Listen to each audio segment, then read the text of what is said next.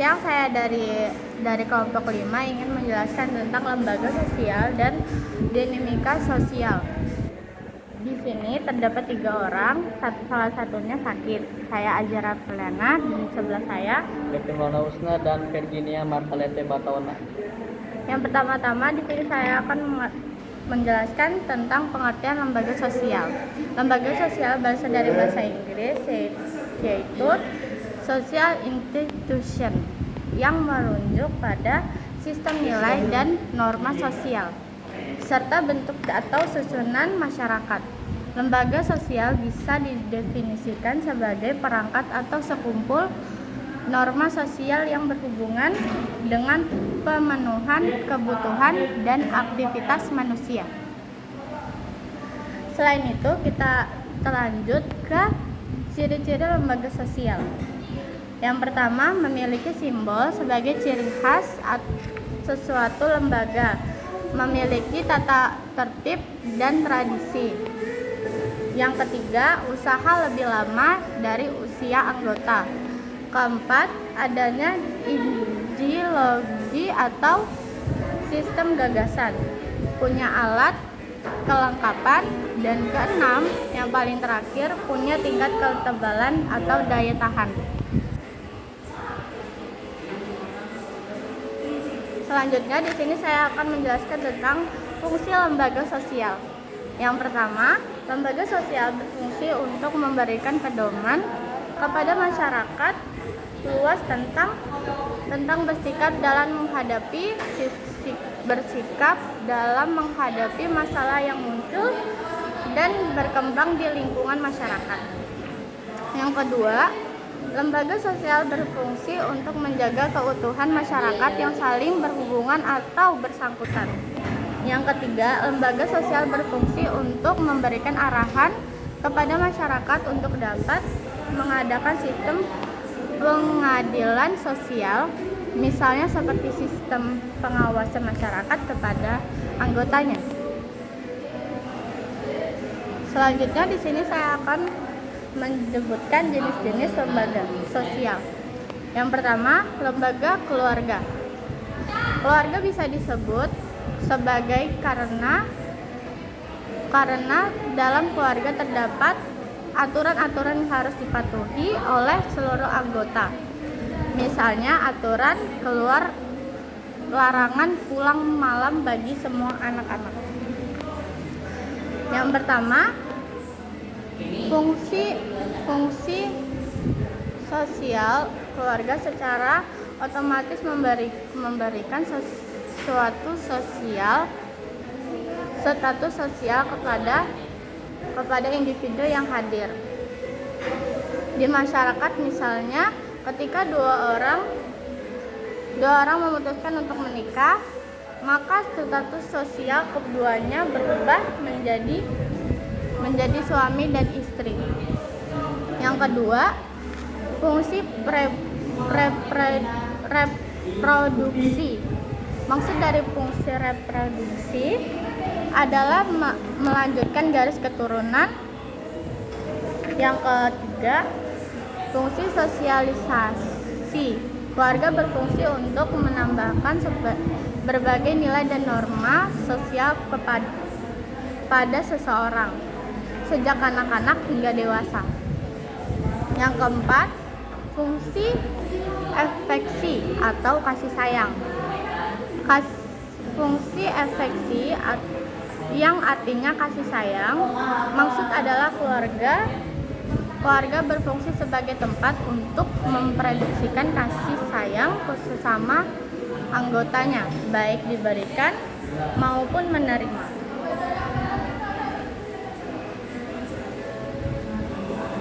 Kelima, fungsi ekonomi. Keluarga berfungsi untuk memenuhi kebutuhan sehari-hari seperti makanan, minuman, tempat tinggal, pakaian, serta pendidikan untuk anak-anak sendiri. Keenam, fungsi pengawasan sosial.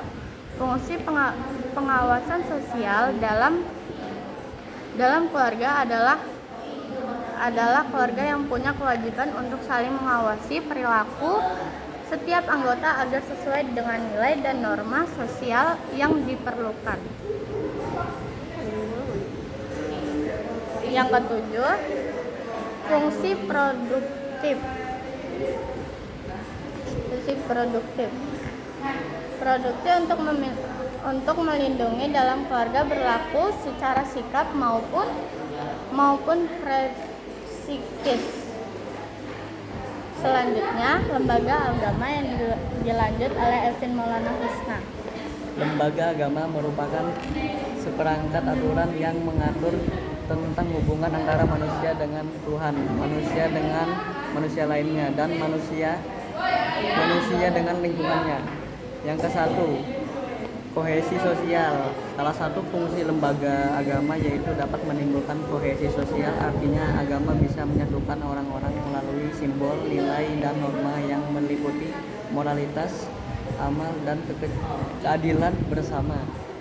Yang kedua, kontrol sosial. Lembaga agama sebagai kontrol sosial maksudnya adalah agama bisa mengawasi setiap perilaku seseorang agar bertindak sesuai dengan norma agama. Ketika ada anggota kelompok agama melanggar norma agamanya, maka orang yang di sekitarnya akan menegur. Yang ketiga, tujuan kehidupan manusia. Lembaga agama dapat menyediakan tujuan kehidupan bagi manusia, artinya agama memberikan pedoman bagi manusia untuk bisa sukses ataupun selamat di dunia dan akhirat dengan membedakan mana yang baik dan buruk. Yang ketiga, lembaga pendidikan. Lembaga pendidikan adalah tempat berlangsung proses belajar mengajar dengan tujuan mengubah tingkah laku manusia ke arah yang lebih baik melalui lingkungan sekitarnya. Yang ke-1, fungsi manifest. Fungsi manifest adalah fungsi atau manfaat yang disadari secara langsung oleh masyarakat. Misalnya, persiapan mencari nafkah, pengembangan bakat, pelestarian kebudayaan, dan penanaman keterampilan berdemokrasi. Yang kedua, fungsi laten. Sementara fungsi laten adalah fungsi atau manfaat yang tidak disadari langsung oleh masyarakat. Misalnya, mengurangi pengendalian orang tua, memperpanjang orang tua masa remaja, mempertahankan sistem kelas sosial, dan menyediakan sarana untuk berpikir kritis. Yang keempat, lembaga ekonomi. Lembaga ekonomi adalah lembaga yang mengatur hubungan antar manusia dalam pemenuhan kebutuhan hidup sehari-hari untuk mencapai kesejahteraan. Jadi secara tidak langsung tujuan dari lembaga ekonomi adalah terpenuhinya kebutuhan pokok demi kelangsungan hidup masyarakat. Secara umum, fungsi lembaga ekonomi adalah memberikan pedoman bagi berlangsungnya upaya pemenuhan kebutuhan yang didukung 3 kegiatan utama, yaitu produksi, yang kedua distribusi, dan yang ketiga konsumsi. Yang kelima, lembaga hukum. Lembaga hukum merupakan lembaga yang berperan mengatur dan menegakkan tata tertib serta memberi pelayanan atau bantuan hukum untuk masyarakat. Yang ke-1, melindungi hak asasi manusia. Artinya, lembaga hukum berfungsi melindungi hak asasi setiap orang, seperti hak untuk hidup, kebebasan, dan kemerdekaan, serta hak untuk memiliki sesuatu. Perlindungan ini dilakukan dengan cara diberlakukannya norma-norma hukum seperti undang-undang. Yang kedua, memberi pedoman bertingkah laku. Artinya, lembaga hukum memberikan paduan bagi masyarakat untuk mengikuti aturan yang berlaku dan menghindari perilaku yang dilarang.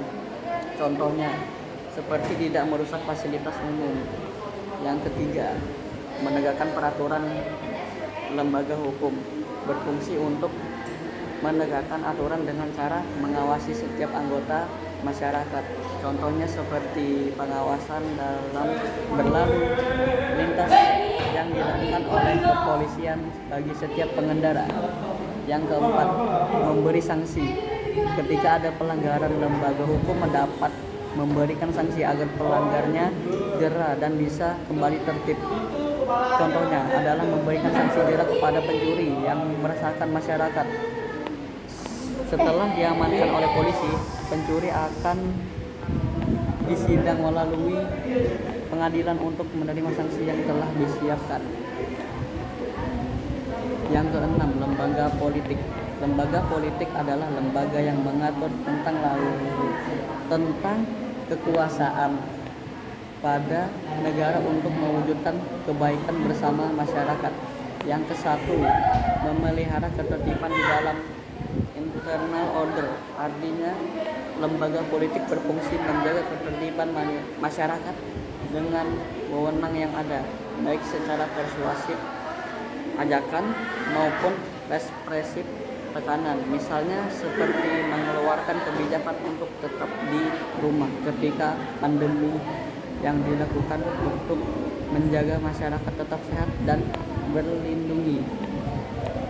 Yang kedua, menjaga keamanan dari luar, external security.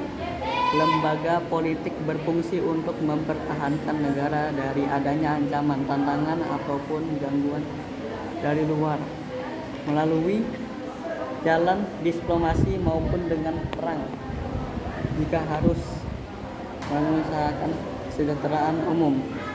General welfare.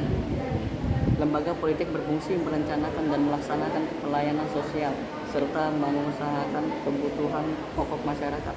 Contohnya, memberikan bantuan langsung tunai kepada masyarakat kurang mampu. Yang keempat, mengatur proses political proses. Lembaga politik berfungsi mengatur proses pembentukan dan pembagian kekuasaan agar tidak merusak keutuhan masyarakat. Contohnya seperti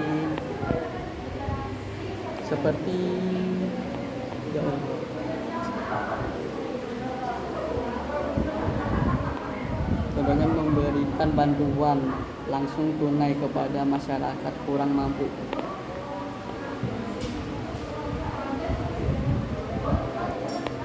Selanjutnya, contoh-contoh lembaga sosial. Yang pertama, lembaga keluarga. Keluarga inti, nuklir keluarga, nuclear family, ayah, ibu, anak. Keluarga besar atau extended family, kakek, nenek, paman, pakde, bude, keponakan, ipar. Contoh lembaga agama adalah Majelis Ulama Indonesia (MUI), Persekutuan Gereja-Gereja Indonesia (PGI), Konferensi Wali Gereja Indonesia (KWI), Perisadja Hindu Damar Indonesia, PHDI, Perwakilan Umat Buddha Indonesia, WALUBI, Majelis Tinggi Agama Konghucu Indonesia, Matacit. 3. Contoh lembaga pendidikan. Lembaga pendidikan formal, sekolah. Lembaga pendidikan informatika, pendidikan yang dijajarkan di lingkungan maupun keluarga, seperti pendidikan etika, pendidikan budaya pengerti, pendidikan moral, pendidikan sopan santun, dan lain-lainnya. Pendidikan non formal, lembaga kursus keterampilan seperti kursus memasak, kursus merias, kursus menyetir, dan lain-lain. Contoh lembaga ekonomi, bank, koperasi, pasar, penggadaian. 5. Contoh lembaga hukum, Mahkamah Agung, Kejaksaan Republik Indonesia, Mahkamah Konstitusi, Komisi Nasional Hak Asasi Manusia, Komisi Pemberantasan Korupsi, Komisi Pengawasan Persaingan Usaha, Badan Narkotika Nasional. Yang keempat, lembaga politik. Lembaga eksekutif, misalnya presiden dan wakil presiden. Lembaga legislatif, misalnya majelis permusyawaratan rakyat MPR, Dewan Perwakilan Rakyat DPR, Dewan Perwakilan Daerah DPD, partai politik. Selanjutnya kita akan menjelaskan singkat tentang dinamika sosial. Pengertian dinamika sosial adalah menurut Surjono Sukanto dalam buku Sosiologi atau Pengantar. Dinamika sosial adalah proses perubahan sosial yang terjadi di dalam masyarakat yang dihasilkan oleh interaksi sosial antar individu, kelompok, dan lembaga sosial dalam lingkungan sosial tertentu. Hal ini mencerminkan bagaimana individu dan kelompok-kelompok dalam lingkup sosial dalam interaksi, beradaptasi, dan revolusi seiring waktu. Dinamika sosial juga mencakup sebagai aspek kehidupan sosial seperti perubahan nilai, forma, struktur nasional, dan industri institusi.